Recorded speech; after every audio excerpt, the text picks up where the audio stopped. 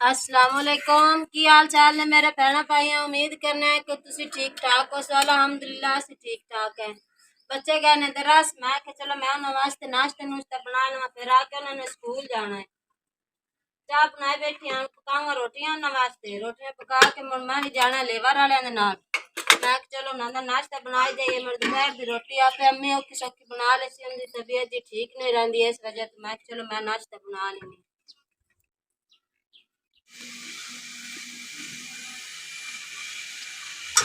हाँ जी, बच्चे आ गए ने दरअसल मैं उन्होंने नाश्ता बना के तो मैं भी जाऊँगा लेवर ले, और बच्चे स्कूल भाग जाते। मैं चलो रोटी छोटी नाली बना के तो नाश्ता कराई जाऊँ बच्चे ने।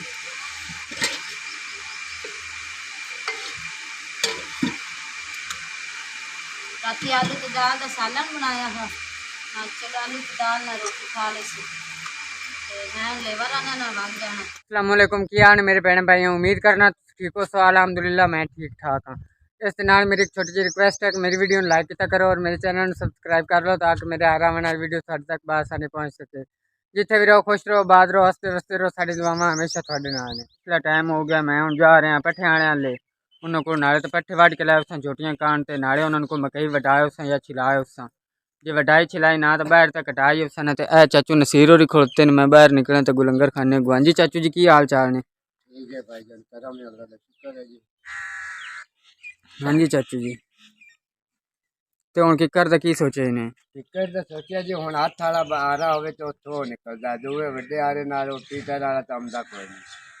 हथ वाला आ रहा होवे तो सुबह सांझ उन्हें बंदा जुड़े तो दो चार टोटे जेडे बनदे ने बना के ते लंगर खाने सोचा जाए। ठीक हो गया चाचू जी। अज आप कोशिश तो करने हैं, जे हथ वाला आरा लभ गया तो इन वढ़ लेने हैं, तो जे अज ना लभा तो शाम तक तो मुड़ सवेरे से सवेरे इंशाअल्लाह लजीम उन वढ़ के आप इधे साट लिसा लंगर खाने च। ठीक है चाचू जी। हाँ जी, तो माशाअल्लाह ए सूरत हाल लंगर खाने दी। वेखो है सूरजमुखी के फुल लगे हुए ने, ए लकड़ी वगैरह पई ने जड़ियां चाचू ने सिर डेली बेस ते टुटदियां ने या वढ़ वुढ़ के लिया के सटदे लंगर खाने। ते ए ओ पे ने लड़े जेड़े कैसा अगले दे ये दोस्त की कर दे चाक लैन देन जिन्हों कैसा अज वड्डना। अल्लाह पाक खैर कर सी चाचू जी। ते ए वेखो जी ए तंदूर साडा लंगर खाने दा वेखो जेड़ा कि सारा खराब हो गया, मतलब बारिशां नाल। ते ए वेखो इट्टां भी इंदी साइड वालियां डिग पईयां ने ते मिट्टी भी खुर गई है। कोई नहीं, अल्लाह पाक खैर कर सी चाचू जी। मुहर्रम सफर च मेला लगदा है ना? अच्छा, सफर तो उतले खाली महीने यानी कि मुहर्रम तो एक महीने बाद रबी अव्वल च। ठीक हो गया जी, रबी अव्वल च मेला लगसी उतन तक इंशाअल्लाह लजीम तंदूर भी ठीक करा लिसा। ते हुण चलने आपां आदे मतलब ओदे लेबर ले वेखने उन्हां दी की सूरत हाल है। धुप भी बड़ी तेज है ते अल्लाह किता मैं मकई वाले कोल पहुंचे आया।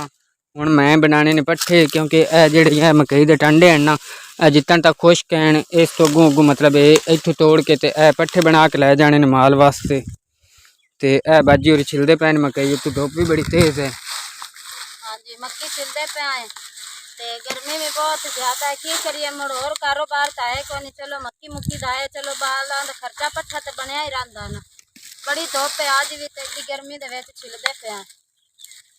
इस तरह छिल के तो मुड़ कढ़ के उन्होंने बाहर देनी होंगी।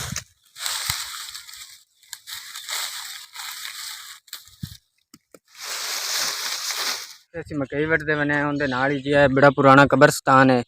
वेख सकते हो बड़ा कदीम है, कदीमी मतलब बहुत पुराना है। इंदे अंदर जाने लगे बंदे नूं खौफ हुंदा, क्योंकि दरख्तां दी बाहर साइडां तो वाड़ जाई है।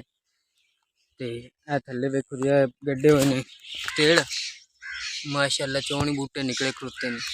ते नाल ए मस्जिद है छोटी जी, बिल्कुल मस्जिद बनी हुई नाल है।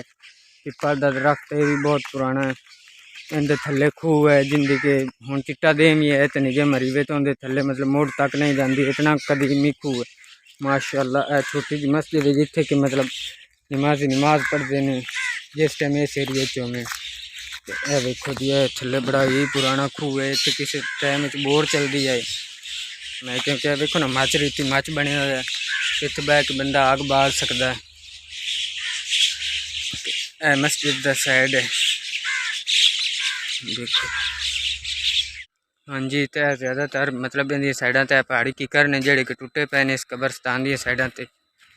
वेखो ये तेज़ हवा का नतीजा है और मतलब बारिशों का जो कि बारिशों का मौसम रहा है सूरत हाल है जी इनकी साइडा तो अंदर जाने लगे मतलब इस कब्रस्तान के खौफ आंदा है तो इहदे नाल है निक्की जी खजूर का दरख्त निक्की जी खज्जी तो इहदे ते जड़ियाँ खजूरां होंदियां ने वो बगैर गिटक तो होंदियां ने मतलब उन्हां दे अंदर गुली जी नहीं होंदी तो इन्हू हुण कोई किसी जला दिता है वेखो सड़ी खड़ोती है तो मुड़ नवी होंदी तो पई अल्लाह पाक खैर करसी खजूरां दे मौसम तक तकरीबन ये ठीक हो ही जासी ते वो मकई है जी कैसे वड्डदे बने वो वेखो बिच लेबर बैठी है तो नाल कई है वड्डदे बंदे ने मैं बाजी और ना डाल के मकई वटाई है जितनी कि मैं वटा सकिया हूँ गर्मी भी बहुत ज़्यादा है तो मेरा भी हिस्सा अजय बंद होने लग गया पसीने लग गया तो बाजी और पट्ठे मैंने बना दिते ने ये हूँ पट्ठे लैके मैं घर जाता पाया बाजी और बैठे हाँ जी बाजी हूँ मैंने इजाजत मैं घर जा सकना